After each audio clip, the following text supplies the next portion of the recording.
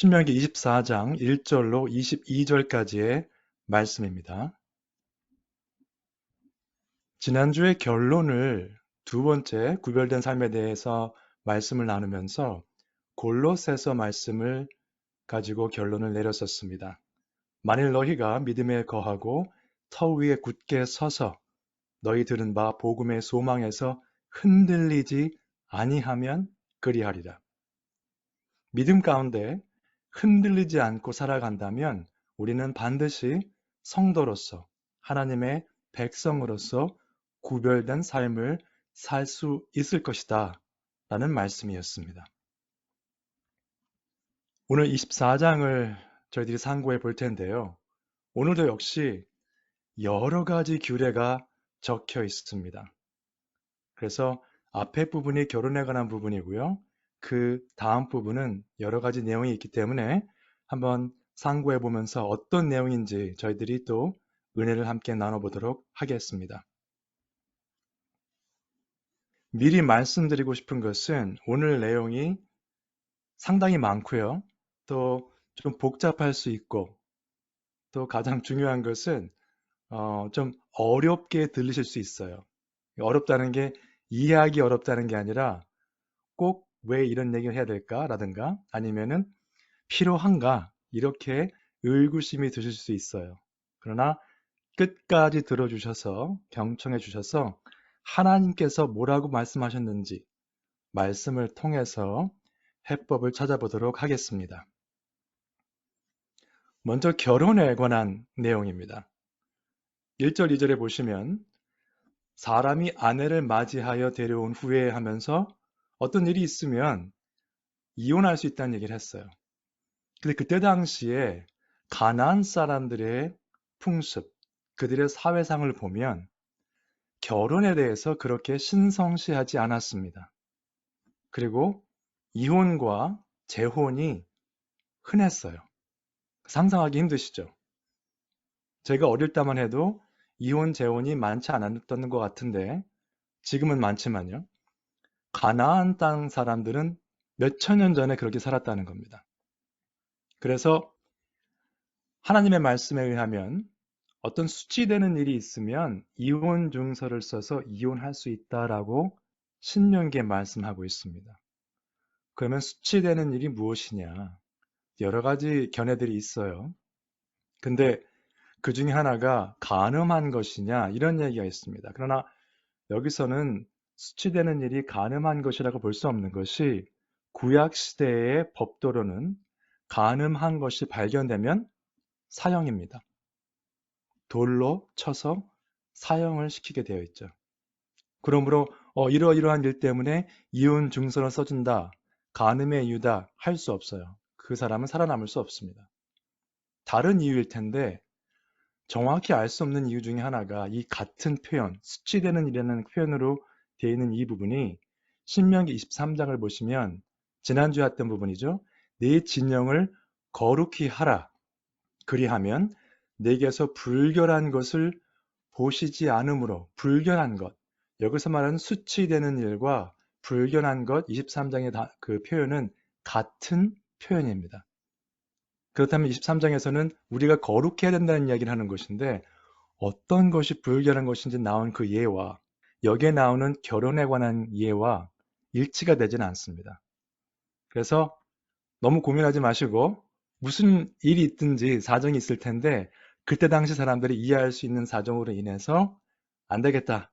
그러면 이혼 증서를 써 주었다는 거. 요 정도만 일단은 기억하시면 되겠습니다.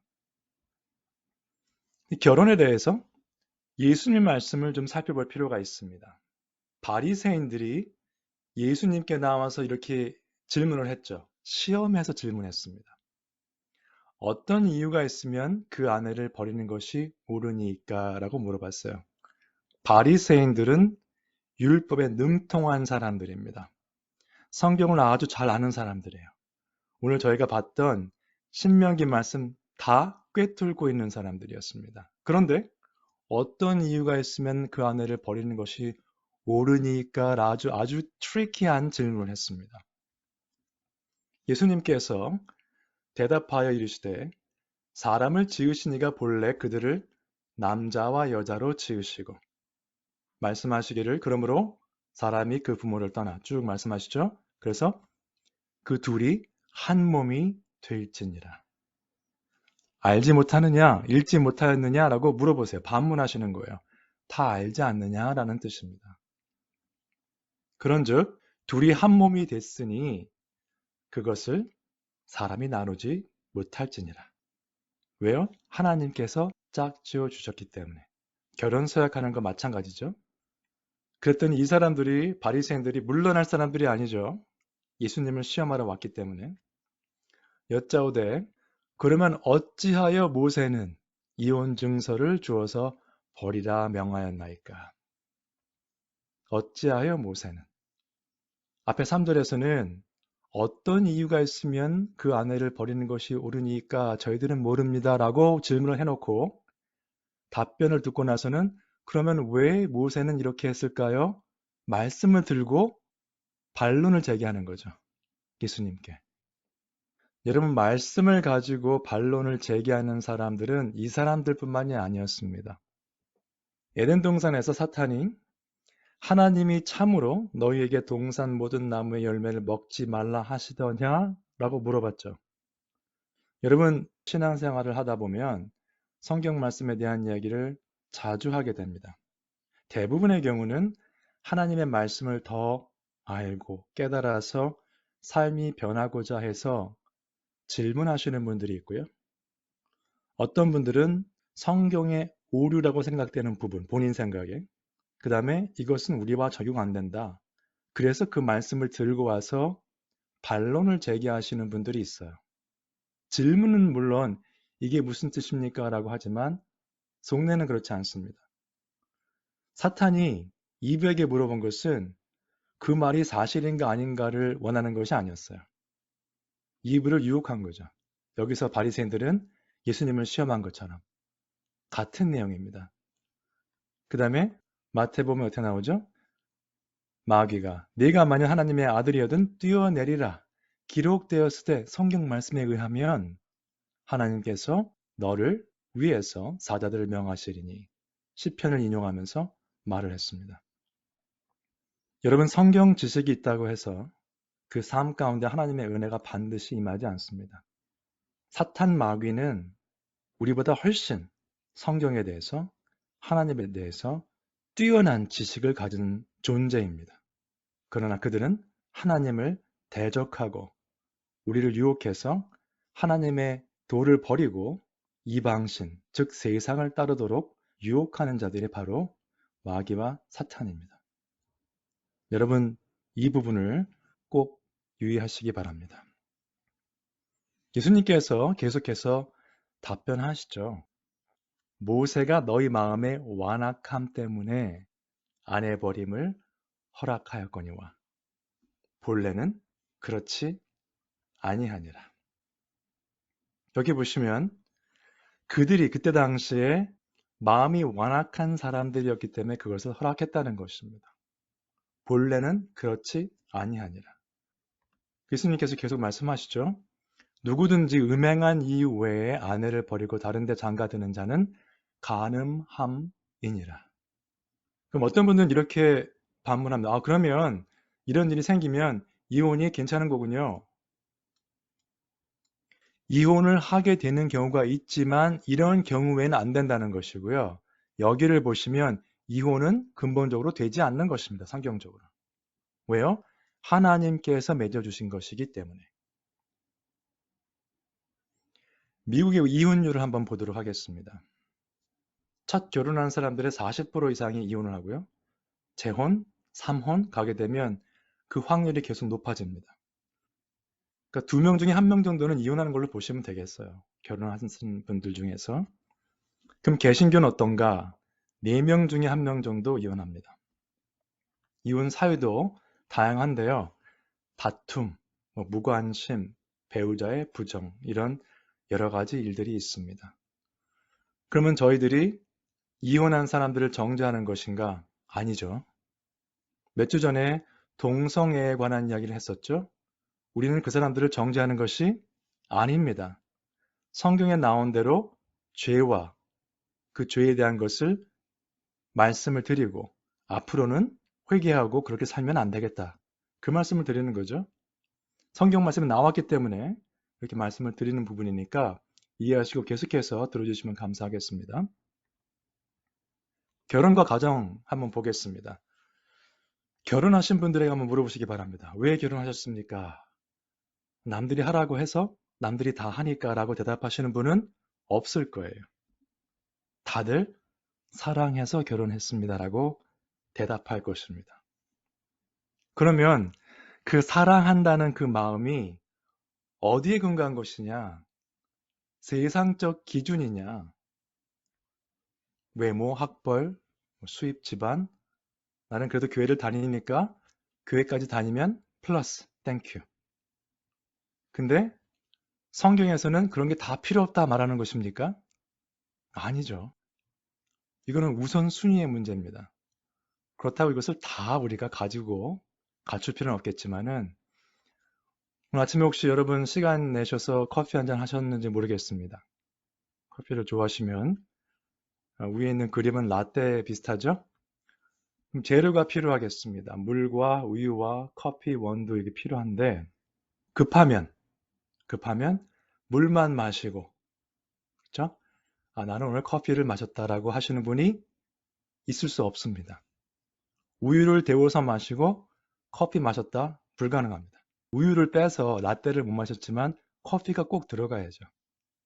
근데 급하면 우유를 뺄 수 있습니다. 데워야 되니까 시간적으로.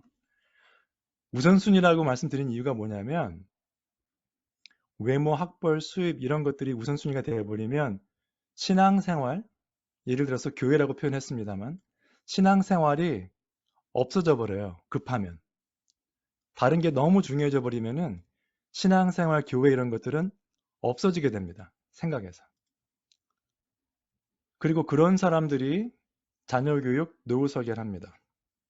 그래서 그 자녀들이 결혼을 하고 또 다음 세대를 맞이하게 됩니다. 한 부류의 사람들이 되겠죠. 이 사람들이. 성경적 기준으로 사는 사람들은 결혼할 때 신앙과 성품을 봅니다. 성령의 열매. 교회 열심히 다니는 거 하고요. 성령의 열매를 맺으면서 성령의 열매 쭉 보세요. 전부 다 성품의 문제입니다. 성숙되지 않은 사람들이 있어요. 성경의 지식이 있을 수 있고 교회는 열심히 다닐 수 있지만 근데 결혼할 때는요. 성숙된 성품이 가장 중요합니다. 여러분 아까 이혼의 사유 제가 말씀드렸는데 몇 가지 그 리스트를 보니까 열 몇 가지가 나오더라고요. 많이들 언급하는 게 있는데 그 중에서 외모가 이제는 마음에 안 듭니다라고 해서 이혼하는 사람 없어요. 학벌이 마음에 안 듭니다. 없습니다. 대화가 안 됩니다. 잘 맞지 않습니다. 생각이 다릅니다. 이런 것들이 많아요. 성품의 문제가 될 수 있거든요. 그리고 다른 것도 필요하죠. 왜 필요 없겠습니까? 데일리 브레드, 일용할 양식이 필요한데. 그러나 급하면 우리는 뭐죠? 여기서 스탑해도 it's okay. 세상 물정을 모르는 이야기가 아니고요. 이게 되어 있는 사람들은 성품이 되어 있고 신앙이 있는 사람들은 세상에서도 열심히 일합니다. 그러면 그 사람들이 자녀 교육시키고 노후 설계를 하겠죠?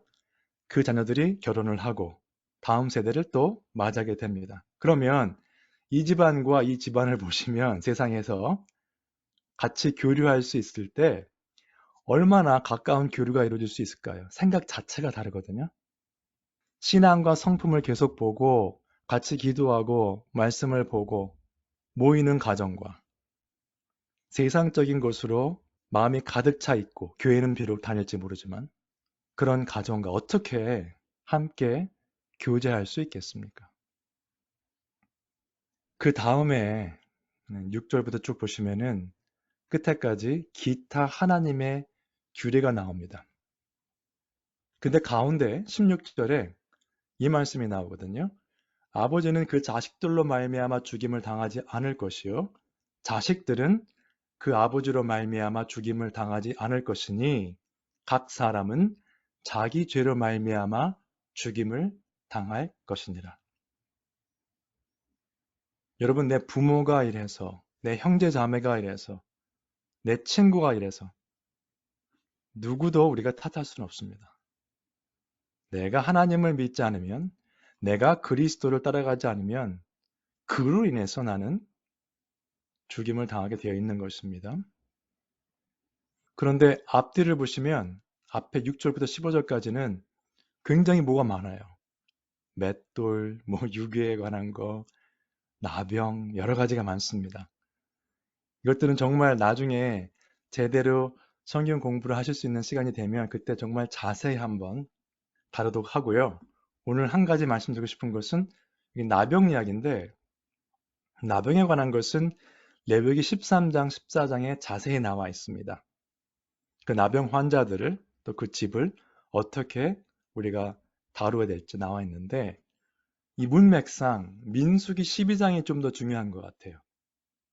그냥 하나님께서 미리암에게 어떻게 하는가를 기억하라 말씀하셨기 때문에, 그러면 그 사건이 민수기 12장의 사건인데 어떤 사건인가 하면 모세가 구스 여자와 결혼한 거죠. 옛날 이디오피아 여자와 결혼해서 문제를 삼으면서 미리암과 아론이 모세의 권위에 도전했던 일이 있었습니다. 그로 인해서 미리암이 나병을 얻게 되죠. 참 대단한 것은 본인을 대적했던 또 자기 식구지만은 모세는 또 그를 위해서 기도하고 나음을 허락받죠. 이 불순종하는 백성들 광야에서 다 죽게 됐을 때 기도했던 것처럼 참 모세는 대단한 사람인 것 같습니다. 그렇게 보시면 되고요. 그 다음에 뒷부분은요. 17절부터 22절은 객이죠. 고아, 과부. 포인트는 그겁니다. 그럼 도대체 이 전체를 어떻게 볼 것인가? 그리고 16절과는 별 관계가 없어 보이는데 전체적으로 쭉 보시면요. 결국 이웃과의 관계입니다. 아니 미리암이 모세에게 대적한 게 왜 이웃과의 관계냐? 권위가 있는 사람에게 도전했던 것이 이웃 중에 하나죠. 내가 어떤 사업체의 주인이면은 내 밑에서 일하고 있는 사람들이 나의 이웃입니다. 내 친구도 나의 이웃이 될 수 있고요.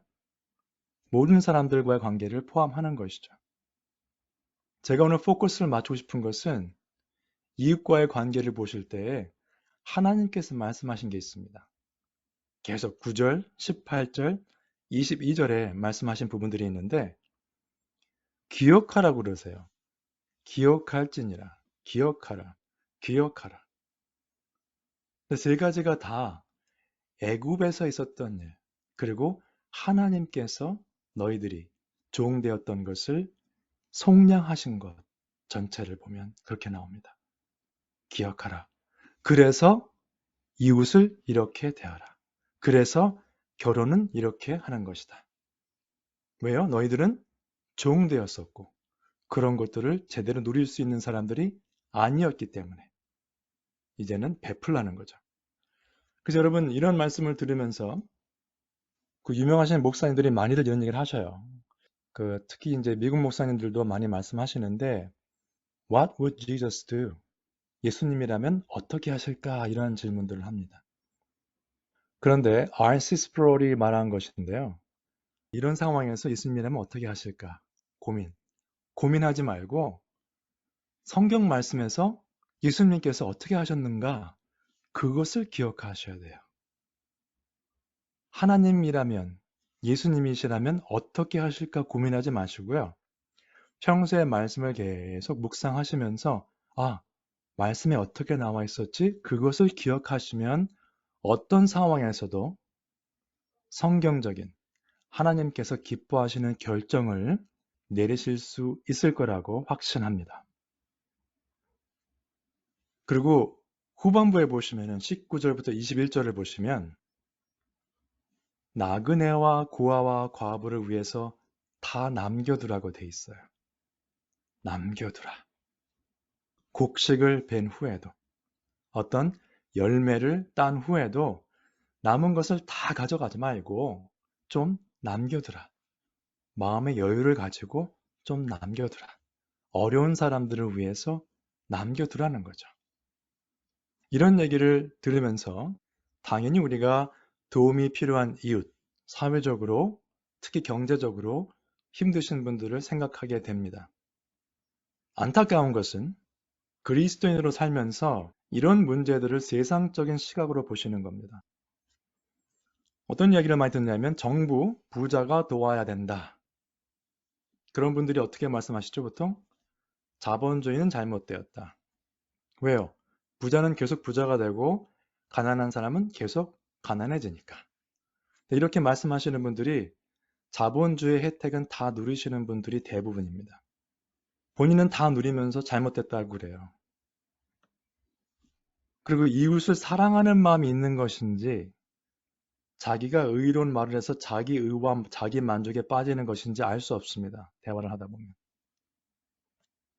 그리고 세금도 제대로 안 내고 불우한 이웃 돕는 자선 사업하는 것에 기부도 잘 안 하고 교회 헌금 하지도 않습니다. 그러면서 어려운 사람들을 도와줍시다라고 말을 해요. 굉장히 이율배반적인 그런 삶을 살고 있는데 그분들은 정부나 부자가 해야 된다고 말합니다. 교회도 해야 되죠. 그렇죠? 그럼 본인은 어떻습니까? 나요? 저는 여러 가지 사정상 그 도와줄 수 없고 정부가 해야죠. 네. 이런 분들이 말하는 거는 이제 부자한테 뺏어서 나눠줘라 그런 이야기인데 여러분 끝까지 들으셔야 돼요. 이 부분을. 사회주의에서 가다 보면 공산주의까지 갑니다. 제가 이런 얘기가 나올 때마다 말씀을 드리는데 사회주의 sounds good인 것 같지만 결국 칼 마르크스의 이론을 보다 보면 끝에는 뭐예요? 유토피아는 공산주의입니다. 평등하게 일하고 분배하자. 개인 소유 없이 하자. 여러분 이렇게 말하시는 자본주의 잘못됐다 하시는 분들이 본인이 있는 거 내놓으실 것 같습니까? 안 내놓습니까? 절대로. 그리고 사회주의 공산주의를 가게 되면요. 무엇을 누구에게 얼마나 주는가의 결정권은 소수가 감당합니다. 절대 노동자들이 하지 못합니다. 소수 위에 있는 사람들이 하게 돼 있어요. 그래서 그런 것들을 다 이해하시려면 적어도 Das Kapital, 칼 마르크스가 쓴 번역본은 이제 캐피ટલ이라고 되어 있는데요. 보셔야 되는데 혹시 나중에 성경 공부나 이런 걸 하시면서 사회 문제를 논하시기 원하시는 분은 이런 책을 같이 함께 보실 수 있으면 좋겠습니다. 이 세 볼륨을 다 보시면 좀 양이 많습니다. 사실은. 이게 한 영어 번역본이 한 2800페이지 돼요. 한 2800페이지 정도. 그래서 이건 다 읽기는 쉽진 않고요. 우리가 다. The Communist Manifesto. 공산주의 선언문을 보시면 되는데 이것은 한 40페이지 정도밖에 안 돼요. 칼 마르크스하고 프레드릭 엥겔이 쓴 건데 이것을 보시면 내용이 이렇습니다. 인류의 역사는 계층, 계급 간의 갈등이다. 가진 자 없는 자, 요즘은 뭐죠? 인종 간의 갈등이죠. 남녀 간의 갈등이죠. 지역, 나라. 이 갈등을 조장하는 이 사상이 미국에도 들어와 있고요. 세계 각처에 들어가 있습니다. 다 마르크시즘에 근거한, 칼 마르크스의 이론에 근거한 계층 간의 갈등 이론입니다. 지배계층은 무조건 나쁘고요. 있는 사람 무조건 나쁜 것이고 인종주의에서 뭐죠? 백인은 무조건 나쁜 거죠. 그 다음에 지배를 받는 사람들이 무조건 맞다. 문제가 뭐냐면요. 커뮤니즘까지 가게 되면 영원한 진리나 종교는 인정하지 않습니다. 제가 말씀드렸죠. 단어 progressive, 진보라는 단어가 원래는 좋은 단어인데 항상 변해야 되는 게 진보예요. 계속되는 진리는 없어요. 성경 말씀요? 옛날 책인데 왜 봅니까? 안 되는 거거든요. 이 사람들은 유물론이에요. 눈에 보이는 것이 우리의 감정과 우리의 생각보다는 훨씬 더 정확하다는 거죠. 현실은 보이는 것이다. 보이는 것으로 결정된다예요. 하나님, 종교, 말이 안 되는 거지, 이 사람들한테. 여러분, 공산주의 국가에서 종교의 자유가 있습니까? 없죠. 왜 없을까요? 인정하지 않거든요. 그래서 이들은 경제, 사회적 유토피아를 건설하자고 합니다. 왜요? 노동자들이 힘들어하니까. 없는 사람들을 도와줘야 되니까. 하나님 없이, 그렇죠? 근데 창세기를 보시면 이 말이 나오죠. 또 말하되 자 성읍과 탑을 건설하여 그 탑 꼭대기를 하늘에 닿게 하여 무슨 사건이죠? 바벨탑의 사건입니다.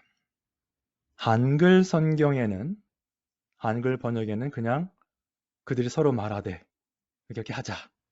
이것을 짓자라고 말이 되어 있는데 영어 성경은 좀 더 정확히 번역이 되어 있습니다. Let us build ourselves.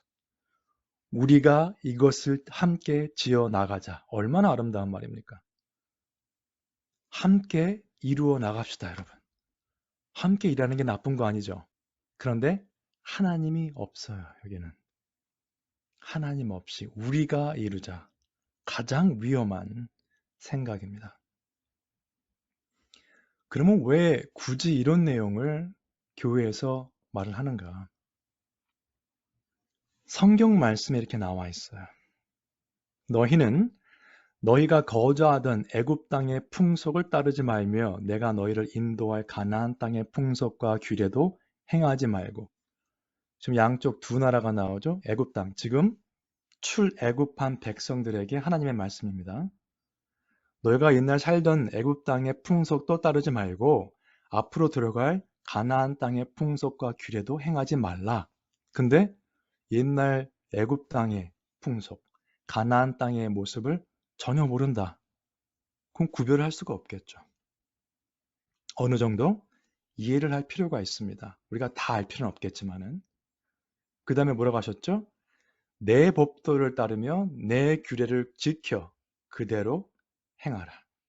나는 너희의 하나님 여호와이니라. 세상의 일과 하나님의 법도를 구별하라는 겁니다. 이거 따르지 말고 하나님의 법도를 따라라. 그 안에서 행하라는 거예요. 근데 우리는 세상의 일도 잘 모르고 그냥 남들이 미디어에서 떠드니까 그런가 보다 하고 쫓아가고 하나님의 일도 말씀 묵상하느니 모르고 그러면 어떻게 되겠습니까? 흘러가는 조각배처럼 방향이 없죠. 방향이. 적어도 말씀을 계속 묵상해서 이게 진리고 이것이 아니다는 것을 구별할 수 있어야 됩니다. 아무리 sounds good이라도 사람의 생각과 지혜와 논리는 하나님의 지혜와 말씀에 근접할 수 없어요. 대적할 수 없습니다. 그리고 지난주에 잠깐 말씀드렸던 존 맥카서 목사님의 죽은 교회 식별법 중에 하나가 이거였죠. 사회 문제를 해결하고 공공복지를 증진하는 일에 전념하지만 복음의 능력을 전하지 않는 교회. 죽은 교회라는 겁니다. 멋지죠? 길가에 나가서 데모하고 도와줍시다. 뭐 할 수 있어요. 그러나 막상 복음은 전하지 않는 교회. 죽은 교회라는 겁니다. 어떤 교회죠? 성경을 진지하게 받아들이지 않는 교회. 여러분, 사회 문제를 성경이 무슨 상관입니까? 라고 보는 것은 성경을 진지하게 받아들이지 않는 모습입니다. 조금 더 설명드릴게요. 그러면 이제까지는 세상에서 말하는 불우한 이웃을 도웁시다. 이 세상의 평등을 우리가 만들어 갑시다 하는 그런 듣기에는 좋은 세상적인 생각이었습니다. 그러면 성경에서는 뭐라고 가르치는가? 이웃에 대해서. 먼저 도둑질 하지 말지니라라고 되어 있어요. 무슨 말인가 하면 부자의 돈, 그 사람들 겁니다. 우리가 뺏어서 가난한 사람 주는 거 도둑질입니다, 여러분. 그 사람들 열심히 일해서 투잡, 세잡돼서 번 사람들이 있어요. 큰 부자 아니더라도. 나는 그 사람보다 가난하니까 그 사람 돈을 나한테 주는 게 맞다? 도둑질입니다. 그러지 말고 잠언에 이렇게 나와 있는 거죠. 가난한 자를 불쌍히 여기는 것은 여호와께 구워드리는 것이니 그의 선행을 그에게 갚아 주시리라. 여기 불쌍히 여긴다고 되어 있는데 이 사람 잘 안 됐다, 뭐 동정 이게 아닙니다. Generous to the poor.